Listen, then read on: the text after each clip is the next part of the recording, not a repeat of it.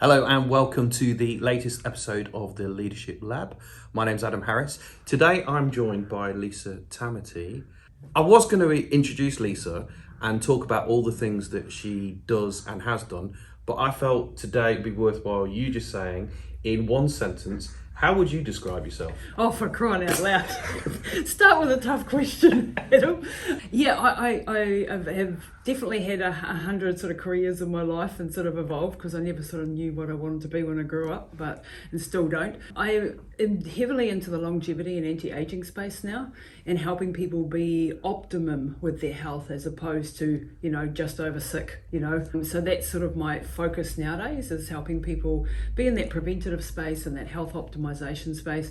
Of course, I have a background as an ultra marathon runner, doing crazy stuff for 25 years all around the planet, stuff that I probably shouldn't have done, looking back and going, why? Mm-hmm. But so, yeah, had some interesting careers along the way. Yeah, written books, done documentaries, TV shows, radio shows, jewellery. I was a goldsmith for a number of years. So what have you not done that you want to do? Oh, there's a heck of a lot. I'm just really passionate about having a bigger impact with what I do. I sometimes get frustrated at my lack of organisational ability, so systems is not my strong point, and building good teams around me and things like that. So there's lots of work, work in progress to be done for sure. And I think as an entrepreneur, you're always a work in progress, I definitely think. So let's just pick up on that. You say the word entrepreneur. When did you realise that some of the passions then could be turned into business opportunities? Yeah, well, I was definitely unemployable. So, that's one of the reasons I was an entrepreneur. And I've been self-employed or an entrepreneur since I was 18, 19, really, give or take. There was a little bit of work here and there, but I never lasted anywhere because I really love running my own ship. Mm-hmm. For better or worse, and I've had many businesses over the years, and some have succeeded and others haven't done so well. I tend to not let go of things. I never have. I'm not good at the giving up game, mm-hmm. And sometimes that's gotten me in trouble because I should have given something up earlier. Yeah. But yeah, there's been a lot of hats that I've worn, and that's been really interesting. The funny thing about what my sort of history, if you like, is it's really out of the ordinary. It's not I went to university, got this degree, became this. It's very much whatever was interesting to me, and then diving into that passion really deeply and then just doing it. And I often had so much naivety about what I was getting into. So I had no idea that I couldn't do it, which is a good thing in a way. So you stumble and bumble along until you work it out, or not, as the case may be. But having that sort of naive, just passion, just pure, like, I'll work it out along the way type of an attitude meant that I've, done a lot of things that you shouldn't be able to do. Where does that attitude and belief kind of come from to just kind of go in feet first and just do stuff? I think there's a big genetics. So I study genetics and do genetic testing and DNA testing in my company and help people sort of understand their own genetics. And when I did mine and studied myself, it was like, oh, that's why, So I have a hell of a lot of adrenaline, quite a lot of testosterone for a lady. So that means I'm, quite into the athletic, quite talk a lot. I'm very action orientated. I like to have a lot of risk, a lot of change, a lot of variety. So understanding that side of my personality has really helped because, in business, when you're trying to understand where your strengths and where your weaknesses lie, you've sort of really got to have a good look at that. And for many years, I sort of fought a bit against, my weaknesses and going, I can't do this and I can't do that. Now I'm like, okay, these are my strengths. I've got to play to those. I've got to get other people to come in and do the stuff that I'm weak at. And there's many of those sort of things, really. So just like to take you back, what's your earliest memory of kind of being out of the ordinary and being different, and what was the first thing that you did where people go, like, literally just kind of went, oh my God, why are you doing that? I think I grew up in a household with a dad who was a really hard ass, shall I say? I don't know if you can say that word, but he was a real tough cool dad, but he was someone who really pushed us hard and expected a lot. So there was a lot of expectation in our house that we would achieve. He wanted me to be the Prime Minister, an SAS soldier, and an All Black all rolled into one, basically. I'm not kidding. So there was a lot of that expectation, and being a young girl, they always want to please their dads, or I certainly did. So I worked really, really hard to win his approval, and sometimes there's goods and there's bad sides of that, but it really made me a very driven personality. I think now looking back, I'm like, oh, probably was a bit too driven there, and Dad probably wasn't expecting that. But he was very proud of what I did. I lost my dad a couple of years ago, so I've done a lot of reflecting on our relationship over the years, and he was a massive influence, and still is today, in how I do things, and the standards that I hold myself accountable to, if that makes sense. So I expect a lot of myself, sometimes too much, and as I get older and the body doesn't do what it used to do, it's quite so well, and the stresses and things that come on, I've learned a lot about self-care as well as the mental toughness stuff. So I had that sort of side down pat. What I didn't have was a lot of the self-care and looking after yourself, and doing all that stuff to fill your bucket as well. And I think leaders, whether they're leading a corporation or in team leadership in some way, shape or form, they're often looking after everybody else and forgetting that. I had a conversation with one of my clients this morning that I was coaching, and I was talking about that very thing, that I hadn't been keeping an eye on some of my blood markers. Here's me looking after everybody else, and then I got my blood test back recently and went, oh, not doing too well myself on certain areas. So why do we put other people before ourselves? I'd like to say it's a selflessness. I just have a passion to. I think after what I've experienced in the health side of things with my mum's journey, and unfortunately with my dad's journey and my own, is that I want to prevent as much suffering in humanity as I possibly can. So if I'm working with people, I want them to be in that preventative space. I want them to take action before stuff. I don't want to be the ambulance at the bottom of the cliff approach. And this is, one of the issues I have with the standard medical care system, not saying it's all wrong or anything, but I would like us to see us taking a more proactive approach and being more preventative. We can see things coming 10, 15 years before they actually happen, but what happens is you go to the doctor, you ask for a blood test, and they'll be like, why? Unless it's just standard one. And my thing is, yes, it costs money to be in that preventive, but it costs a hell of a lot more to be in the trying to rehab somebody after something major. So that's where I focus my passion. And I also longevity and anti-aging. I'm fascinated by biohacking and the latest technology and the greatest scientists and what they're studying right now. And I'm super excited about, what's coming down the pipeline to keep us young, because at this age, we all need to be thinking about that. I'm here with Lisa Tamati. Lisa, we've just spoke about the pipeline of technology and hacks for health. What's the top 3 or 4 things that you're seeing at the moment that you would love to share with the audience? Yeah, put me on the spot again. There's just so much science coming down the pipeline now for things that we're going to be able to do to really start turning the clock back. So this is not even just slowing aging, but actually turning the clock back and being able to have functional lifespan, like health span, I should say, so that we're not having this long decrepitude as we head towards the end of our lives, but stay vital right into the end, and then hopefully just die suddenly. And this is what excites me, is I think we're going to get decades more out of our bodies. I think there are people alive today that will live beyond 150. I do think that that's possible, and I know that. Do you want to be one of those? I'm already 54, so maybe if I can get to 120, that'd be good. And I don't think it's ridiculous anymore. Yeah. The scientists have cracked the codes on so many different parts of the aging process. Like there's the 9 hallmarks of aging, and they're tackling each one by one. And we are getting some fantastic, supplements and therapies and gene therapies, and some of them are controversial and some of them aren't, stem cell therapies, all of these things that at the moment only the billionaires can really afford. But as with all technologies, these things get cheaper as more and more people, and as the technology develops and it becomes, starts to scale a little bit more. So what my goal is now for me personally is to hold off the aging for as long as I can, stay as vital and as functional as I possibly can now, so I can take advantage of all those technological changes that are coming at us and benefit from it. My mum is a bit of a guinea pig because we're like 80, she's been through an aneurysm, stroke, she's had cancer, brain cancer. She was meant to die so many times and she hasn't, because number one, she's got a terrific mental attitude. She's a fighter.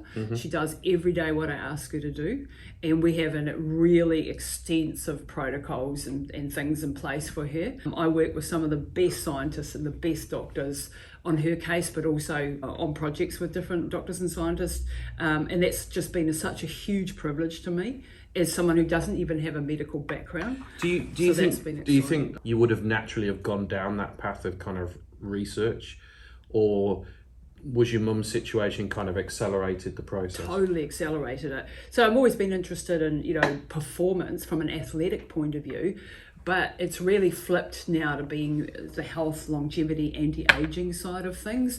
And what we can do now, with the cancer, the metabolic approach to cancer, is something that's not talked about here locally very much, from the local oncologists who are doing a fantastic job. And it's very good as far as the surgery and the chemos and the radiations, but there is so much more that we can be offering. And it just takes institutions, there's an institutional inertia, I want to say, it takes 20 to 30 years before the current science actually gets into clinic. And so my goal for my mum personally is to get to the latest stuff now, and to get whatever I can that's legal and able to be brought into the country and so on, and having that knowledge to do that. So, because you and I have spoken before about this, when you have knowledge and understanding and experience over and above what the professionals have got, how was that for you in kind of pushing back against, the system? There's been interesting conversations, shall we say. And some are really great and open, and there's lots of functional doctors. Locally, we've got some fabulous doctors. And then there's been others who've completely shut the door. So all I do is sack them and go to the next one. That's my attitude, And if I have to pay privately, I'll pull out the stops, and I know not everybody is in that position, and not that I've got, tons of money to throw around or anything, but I will do whatever it takes to get my mum the best care. And that is my attitude. So, I'd rather run around in an old car, which I do, in order to have a flash mum. That's my sort of trade-off, I'd rather put the money towards her getting the best of the best. I don't spend a lot of money on clothes, as you can see. I don't spend a lot of money on other things. She's my most expensive hobby. Why do you feel that we take our health for granted? Maybe we accept what we're told verbatim firsthand. Why do you think that culturally we're just like that? Yeah, it's a really good question. And I think we've always been trained that doctors are the experts. They're the ones that's gone to medical school, and of course they have, and they are experts in certain areas. What's missing is that it's a one approach model. It's a very much a disease orientated model, and doctors will freely usually talk about this as being one of the limitations, and then they're overwhelmed and overworked. And so if you've got 10 to 15 minutes with each patient, how the heck are you going to actually get to because the way that I approach things is very much digging into the weeds. And it's really going into the background of people and really pulling, and then it takes a lot of brain power. A doctor who's got the next patient in 10 minutes cannot even do that.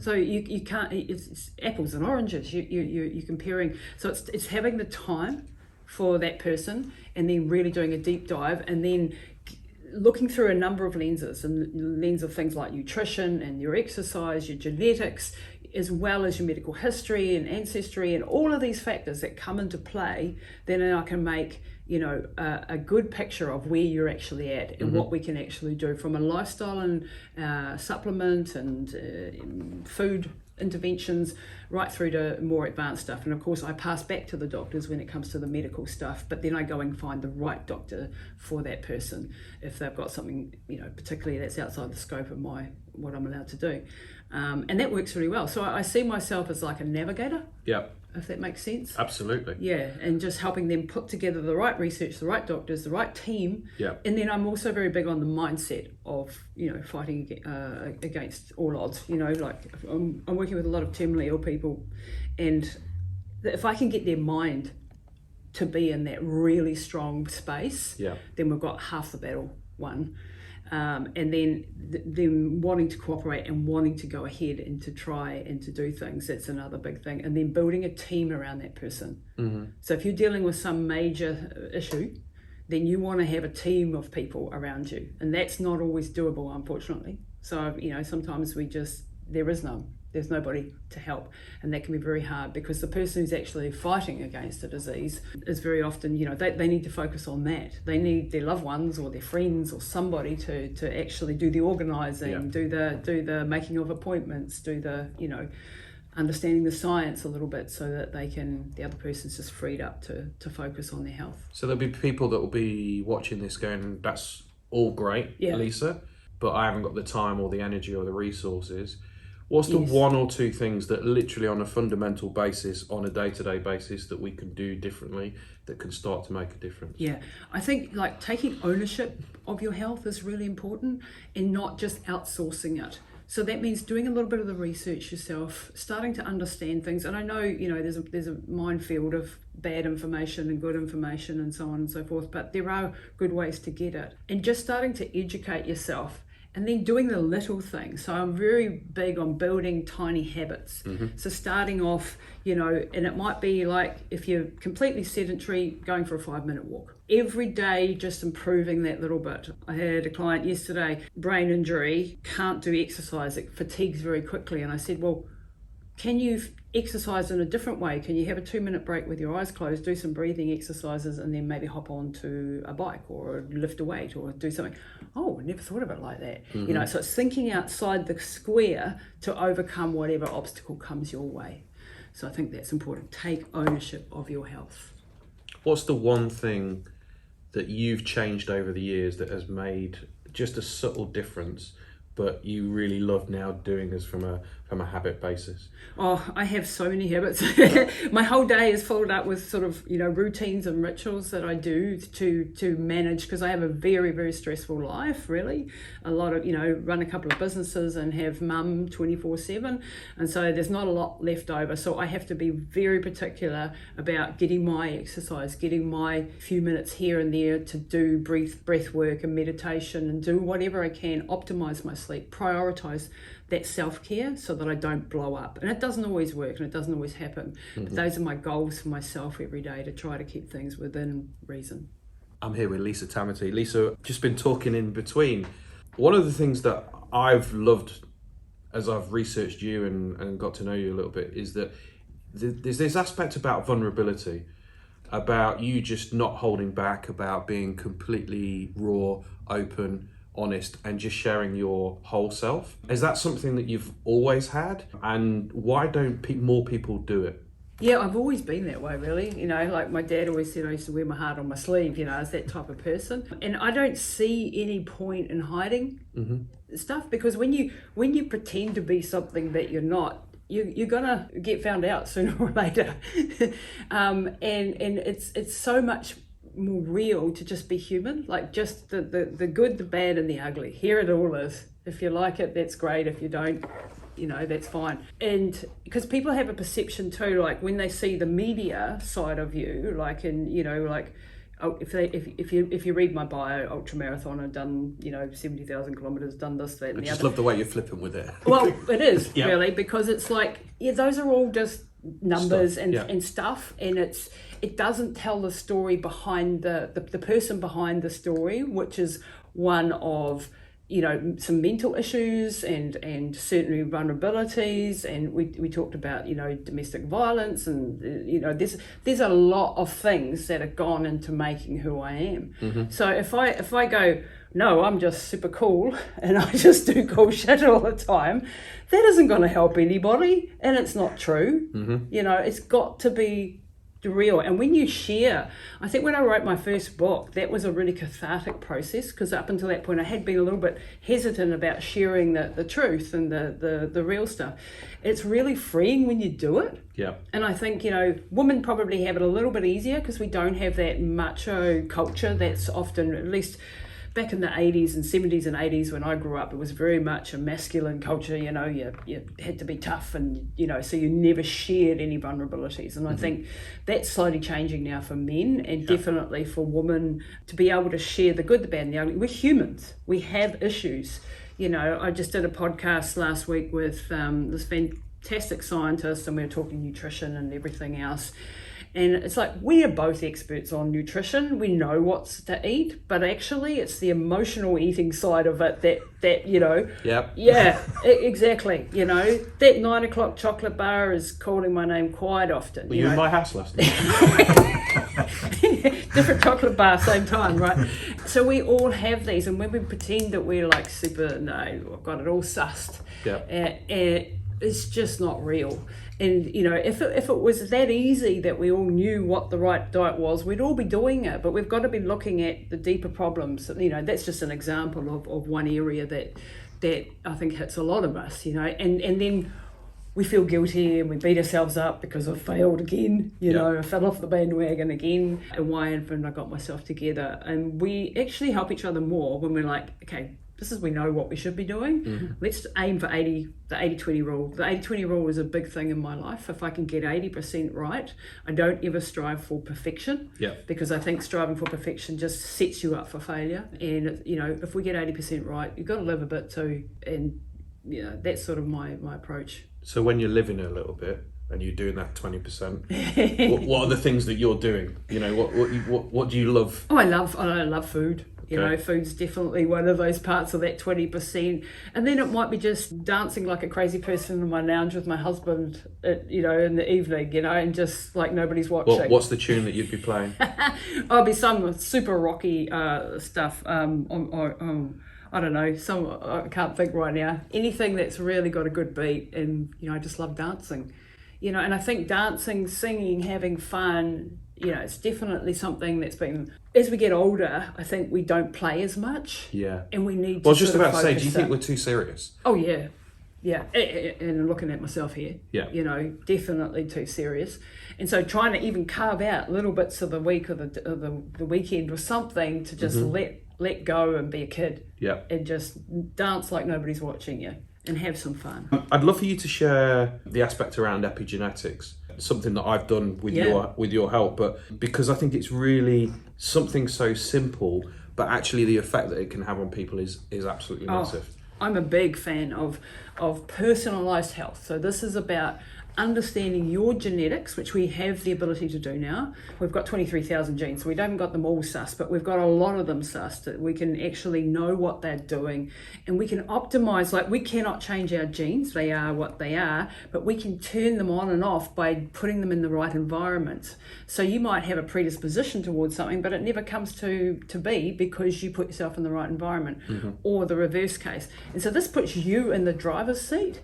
It's not like genetics are deterministic of your destiny. I'm very much against that attitude, because it's 5% genetics and 95% environment. But if I have a certain predisposition towards something, then I can head things off at the past by implementing the right environment for my genes. For me in my life, this was, for example, I used to, you know, do ultra marathons is a really good example. Super, super long, massively long training. I was always inflamed, always had a couple of kilos too much, even though I was training like a maniac. I was, you know, inflamed and hormonal issues, unable to have children, a whole lot of things that came out of that. When I did my genetics, and it was like, you're suited to short, sharp, high intensity training, and you should be doing a lot of Pilates and yoga and calming exercises because you have way too much stress hormones. So that was like, you're kidding me. I've spent 25 years doing the wrong stuff, and the effects that had on my health was massive. And when I changed it up, it was like, wow, I lost weight, my hormones sort of came back in balance, although I'm going through menopause, so that's always a fun gig.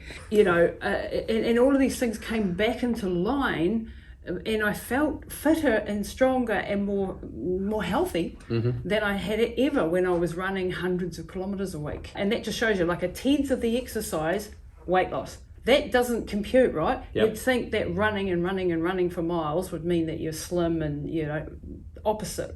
was true, because I was doing the wrong thing for my genes, and therein lies the power of the example. So how do people find out about that? Well, you can just reach out to me. So Okay. I have a website, if I may say it, lisatamati.com, and then all of my programs, my epigenetics, and I also have DNA testing. They're similar, but they're a little bit different, but people can reach out to me if they want to know about that, because I like to build, this is my framework for health coaching. Yep. So this it doesn't give me all the information. I look through a couple of other lenses as well, blood work and cell blueprint tests and things, but they all give me a lens to look through. And when you have these different lenses, then you can build a program around a person that optimizes their particular situation and their genetics.